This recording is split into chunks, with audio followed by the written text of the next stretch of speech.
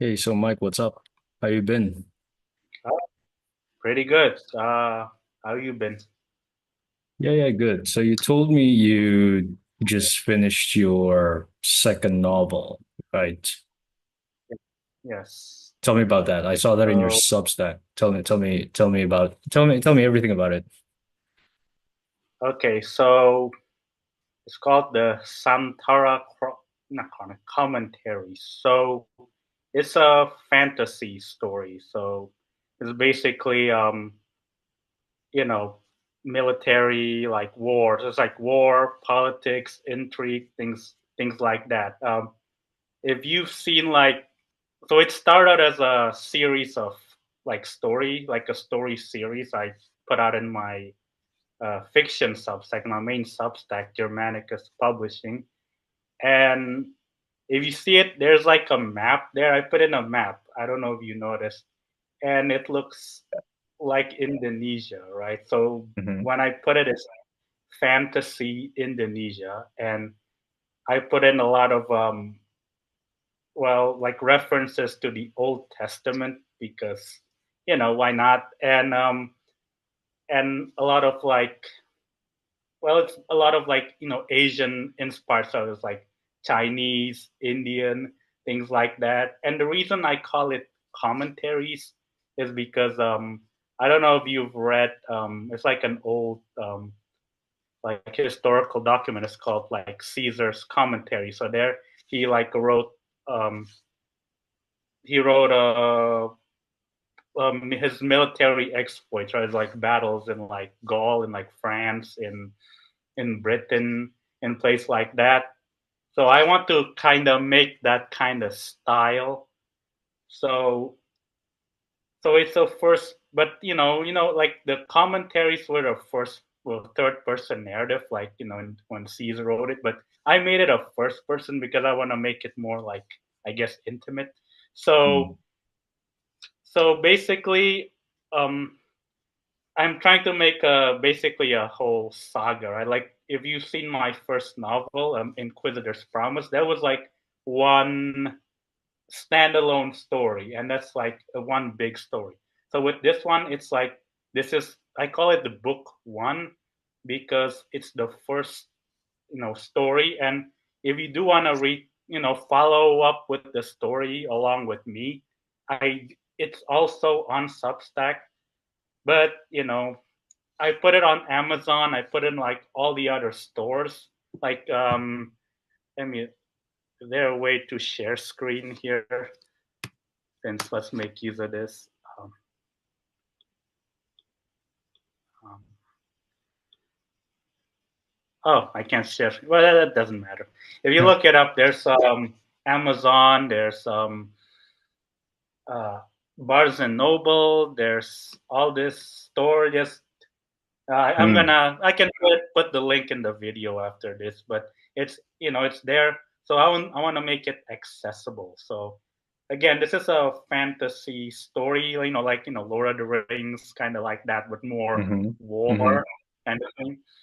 And I noticed like if maybe I'm just haven't you know go around the market, there isn't any like things like Indonesian inspired when it comes to that kind of genre, like sci-fi, fantasy. From my understanding, I've never seen that written by like Indonesian authors. That's like my way to Hmm. like I exist.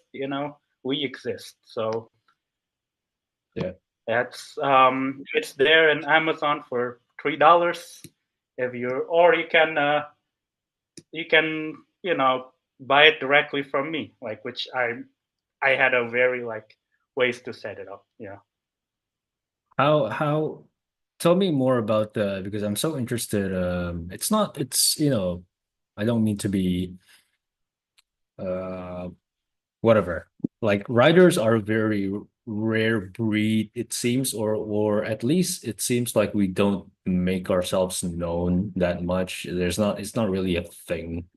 Writing is kind of I guess it's like it's a very niche thing. So Mm-hmm. I remember when I started writing, I didn't. I completely had no idea that there was this world of Indonesian writers who write English. Um, what was your what's your take on that? Do you think there's actually a lot of Indonesian writers, or is it like a very niche thing compared to It seems America, like compared to the States? it seems like a maybe it seems it's a niche thing. Because well, at least in terms of English, I don't see like Indonesians that much writing in English. That's my understanding. So, which makes sense because most Indonesians don't speak English, I guess. It's not the native language, and but like um, I haven't seen like enough like there's like the literature scene. Like to be honest, I haven't seen like their scene. Like I have tried reading stuff in Indonesian, but it's like Mm. I don't actually I have it right now. It's like what you call like a Japanese light. They call it a light novel. So it's like it's a so they translate it from Japanese to Indonesian, and I don't speak Japanese, so I can't speak for the translation.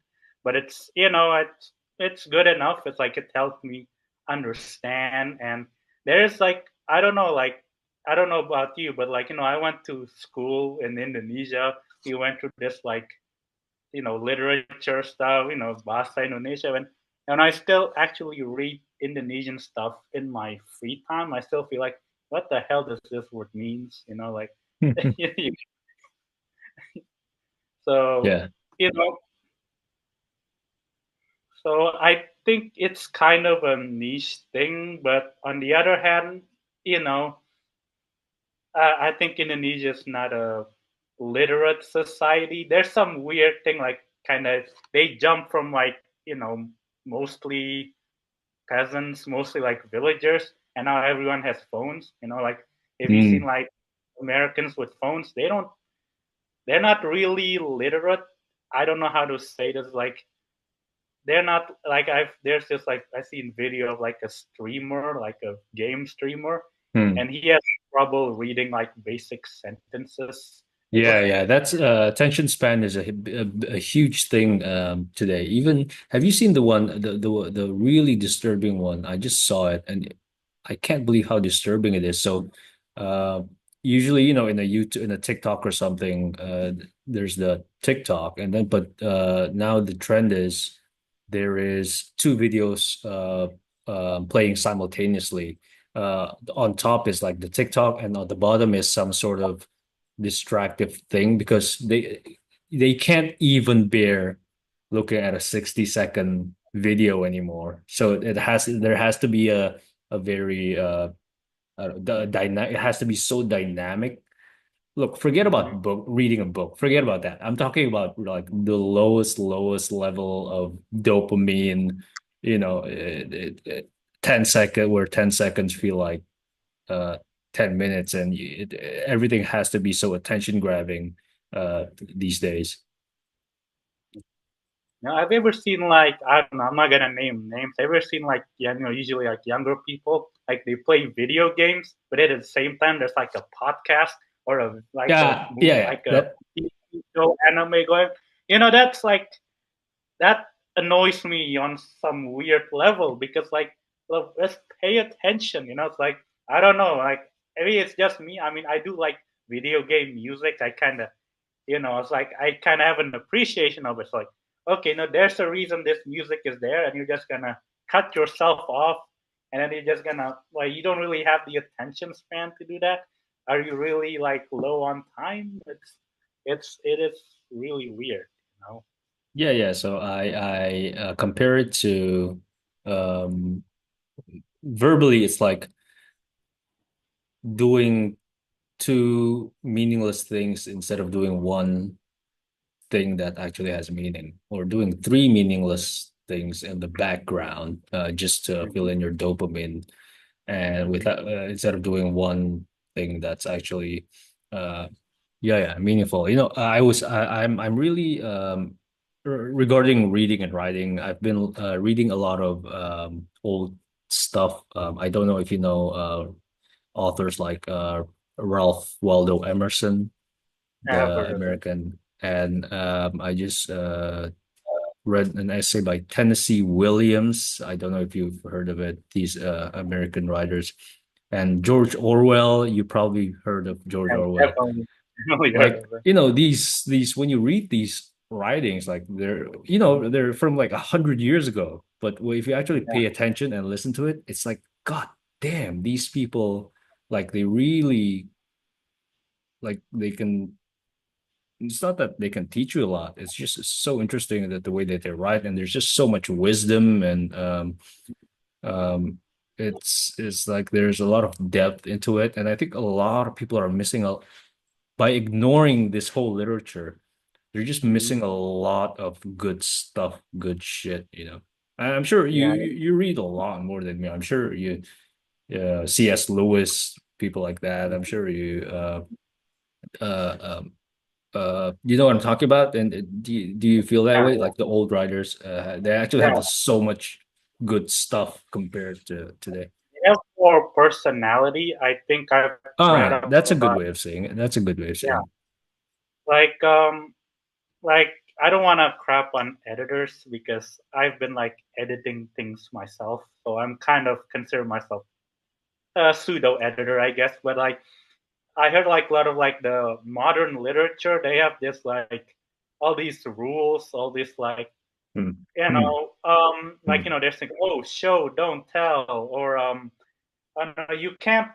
you can't really do this, like I think I've there's like a joke where like well I made the joke where like if you see like an old novel by like I don't know Nathaniel Hawthorne by like Jane Austen, people like that, the Victorian era old American, and then they're like they give them to like they give their manuscript to like to a modern editor, like a modern publishing house, they wouldn't publish it because Ah, yeah, they yeah, just yeah, break yeah, so many rules. yeah, yeah, yeah. Then yeah, it's like it's stultifying and you just want to like it's I'm kind of happy that I don't have that kind of chain around my neck because Hmm.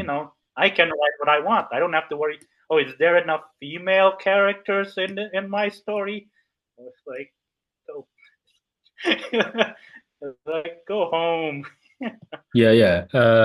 Do you know David Perel, by the way? He's a author, writer. He just did a started a podcast about writing. His whole podcast is all about writing, and he interviews authors. And by the way, it's a very you should check it out sometime. David Perel, Perell, something like that.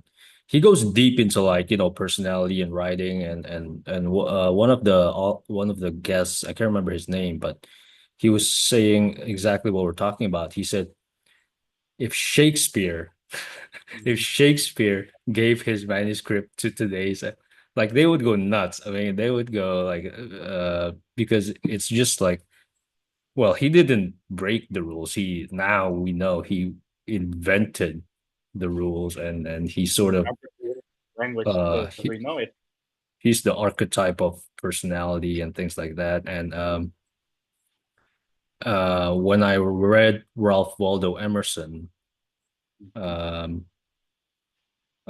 who's completely different than George Orwell. George Orwell is like very short in sentences. He's very British. He's very like uh uh I don't know, polite in the way he's saying. But Ralph Waldo Emerson, George Orwell is like very proper, very polished, which is wonderful, right?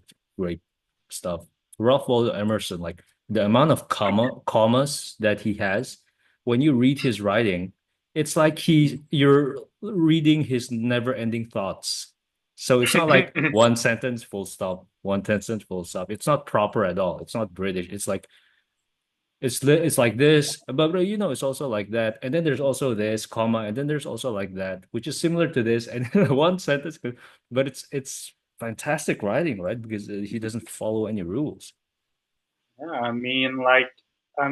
I'm not saying that the rules doesn't exist. It's Yeah, like yeah, but there's always a sort of like they try to make rules when there shouldn't be any rules.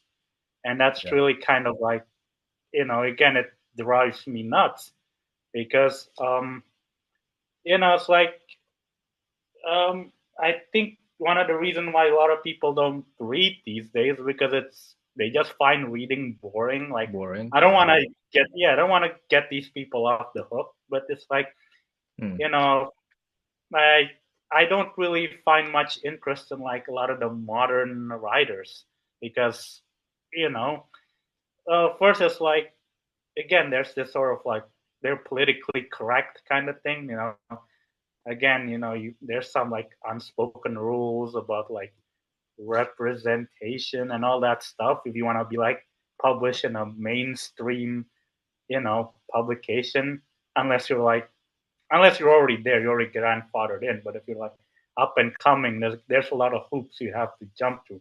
At least that's how I understand.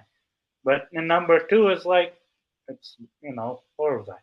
Well, the point is, it's boring, right? It's kind of like the new stuff is boring. Like, so why would you, focus like at least the new mainstream stuff? So, Hmm. just read the older authors, or at least, and read my stuff too, because I'm trying to,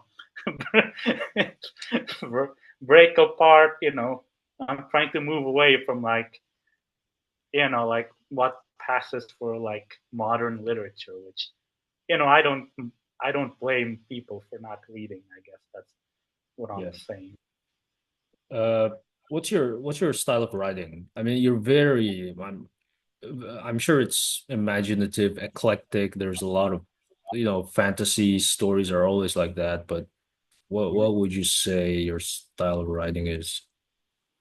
Mm, You know, I never thought about it. That's like, I know there's like one writer who likes to tell me that I really know how to make people, feel like get the emotions through. Like they make people feel like how I want them to feel, Hmm. which is, interesting because I'll be honest, I don't even know how I did it. It's like, it's like I just, I watch a lot of things, I read a lot of things, and I just put it in. It's like I think I like to mix and match. I think that's like I like to say I'm kind of unorthodox. I guess like that's like kind of weird way of saying it. But it's like I like to mix things up. It's like even when I write sci-fi, there's like okay, there's some elements of like medieval esque. It's like just because it's science fiction doesn't mean it has to be Star Trek, right? And then when I write this, like fantasy, like going back to my book, the Santara Commentaries, it's like the main character, he has a gun, he has a pistol. And then I remember one of the readers, like, well, I didn't expect this. I didn't expect a gunslinger kind of character, kind of a Western character, like cowboy in a fantasy story. And like, well, can I say I'm American and I'm Indonesian, so and Indonesia is a land of mixing, right? Like you got all these people coming in for whatever reason, and especially Jakarta. So I guess that's just my influence coming out. Hmm. There's an interesting thing about well, this may sound like a strange question, but do you think you're a selfish writer? I don't mean that in a bad way, but when I mean selfish, I mean that's a bad word.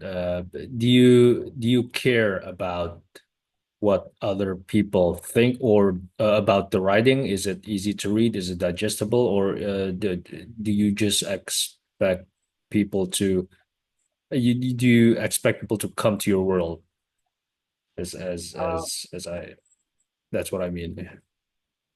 I mean, I would say it's like there's like a two ways, like it's a yes or no kind of thing, and I'm gonna explain. On one hand, I have my like style, not even style, like my world view, right?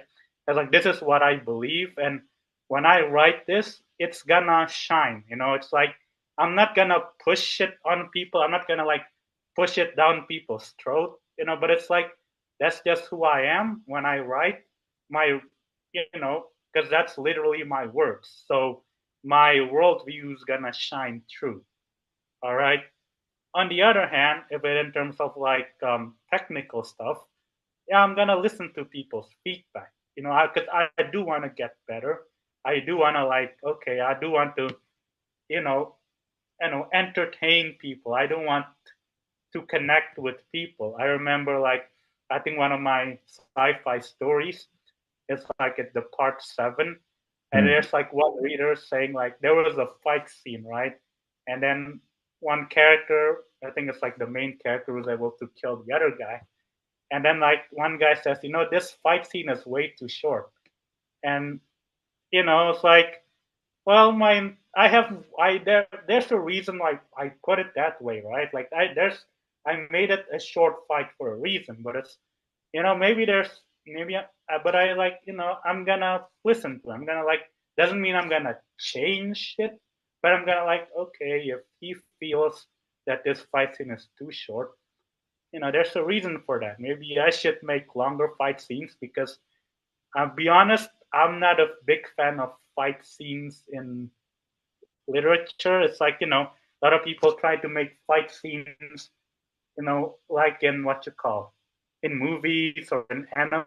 It just doesn't translate well to books. It really doesn't.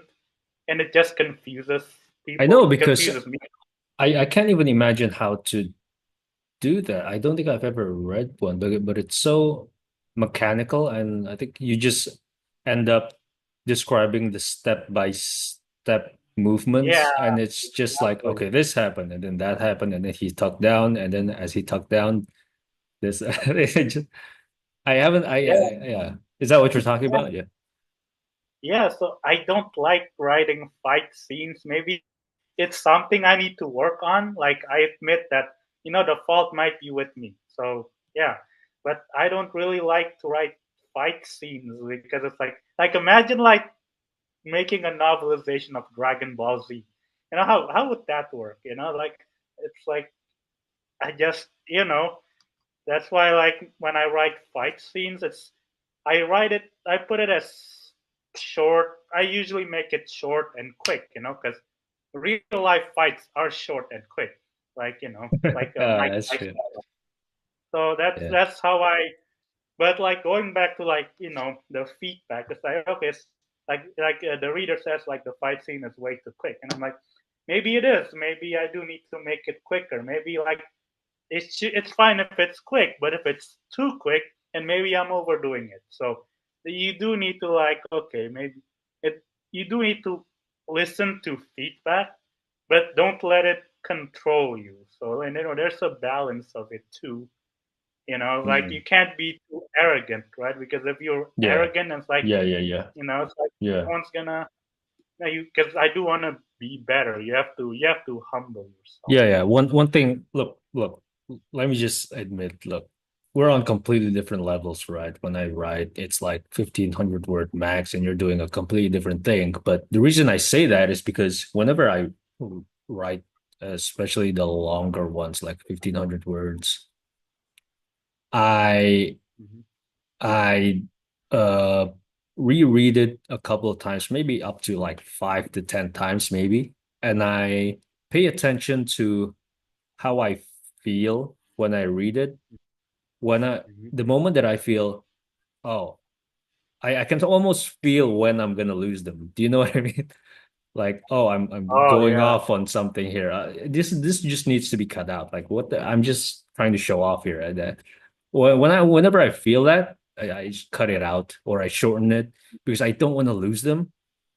Mm-hmm. Now, maybe I'm bitching to the audience or whatever, but there's a part of me that I don't want to lose them. It's not just about Mm-hmm. me. It's actually not about me. So my philosophy, it's really like not catering. I don't like that word, but I want them to get what I'm saying without losing them. Well, Yeah, how does because that translate to a damn novel? I can't even imagine. mhm, You have to yeah, expect them to have a lot of attention from the very beginning, right? You're asking a lot of them from the very beginning. It's Yeah. So you just have to see what works. It's like on my first novel, it was like 600 pages. It was like, what's that? 130,000 words. So, you know, I have, I appreciate people who finish that because that is a lot of like commitment. I see that in what you call like when people, there's the, like the X, the, there's like, it's, I see in the, what you call the, one of the stores, it's like, how long this gonna, how long you might, the read times, that's what I'm going for. The read Return. time is like over 10 hours, 10 hours or so. And, that is a lot of commitment. So, so if people spend 10 hours reading my work, a work of mine, okay, that means I did something right. I was able to grab this guy's attention for 10 hours. So I'm doing something right. Um, and with novel is, you have to make people like the characters, I guess, if you want to be specific. It's like a lot of people get too hung up on like world building and this intricate plot details of Mm, intrigue or whatever, but just mm, you want to make people care about the characters, especially the main mm. character. Just like in a If you can't movie, do just that, like in yeah. yeah. If you can't do that, Relatability, yeah.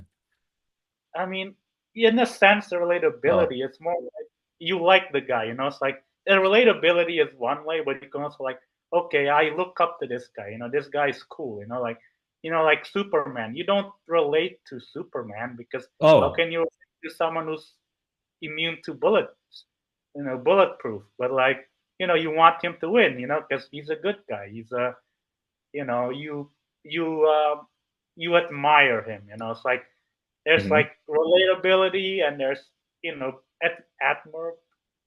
being admired. Admirability. Yeah, I guess that's the word. Yeah, it's like Admirability, yeah. yeah. I mean, there's saying there's more ways. There's more than one way to skin a cat. So there's more than one way to make the audience like your characters, and it's you know that would be a class in and of itself. So I'm just gonna leave it at that. Yeah, yeah, yeah.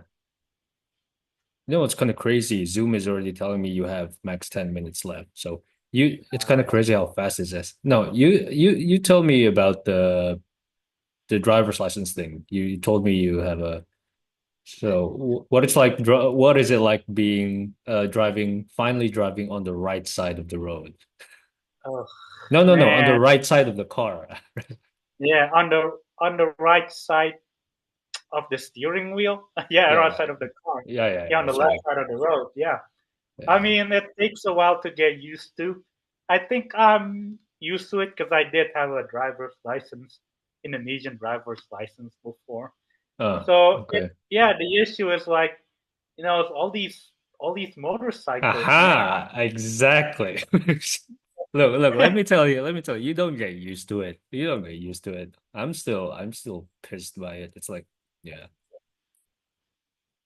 Yeah, I mean, but yeah, I mean, I'm just glad. Okay, I can drive now, so it's like it's like in a modern society, being able to drive is like your rite of passage. Yeah, Even more than it's freedom. It's freedom. But yeah, it's freedom. And like if people need help, like hey, like your mom or needs like help.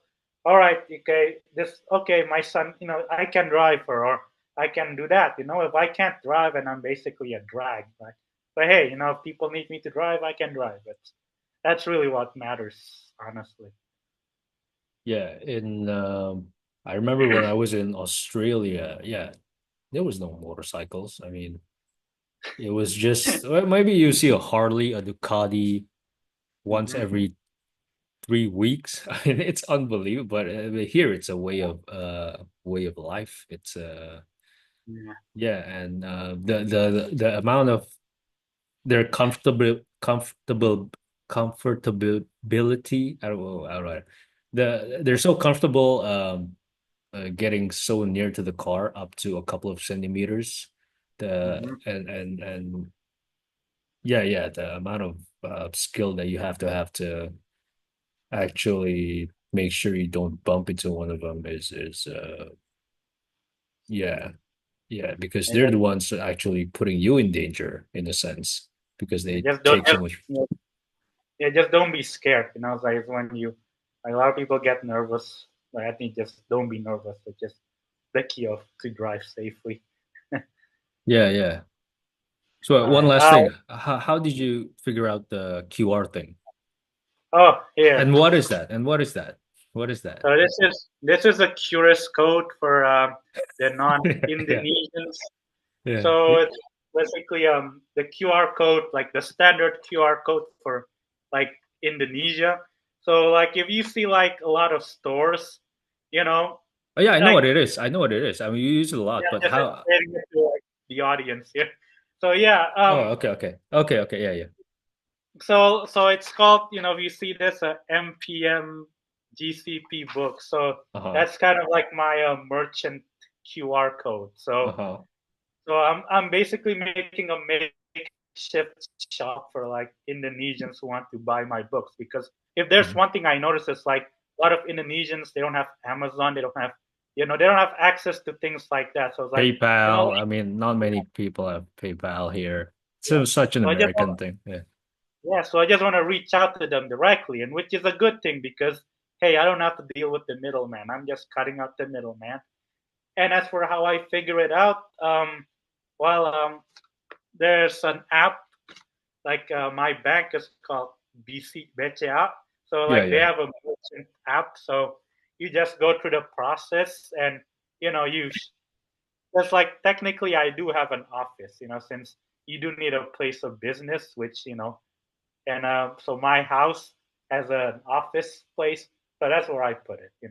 Yeah. Uh, yeah, it's a Yeah. very it's a makeshift thing, but you do have to start somewhere when you're like start a business, an authorpreneur. I guess that's what I am right now. Yeah, yeah, I'll share it with my friends that I think.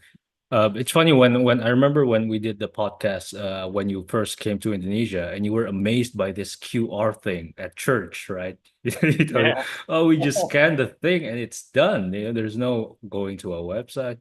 And then a couple of days later, I saw you're implementing that in your business also. So yeah, good yeah, job. And yeah, it's a very easy, frictionless way to pay, and yeah, I'll spread the yeah. word, including on this. You send me all the stuff, and then I'll put it in the All description right, below. cool, cool, cool, cool. Good Yeah, luck. yeah, Yeah, yeah. yeah. Good luck with everything, man. And Thanks, man. let's yeah, let's see what we talk about next. This will way too fast anyway. Yeah, All right. all right, Good night. cool. Good luck, man. Good luck. All right, have a nice day.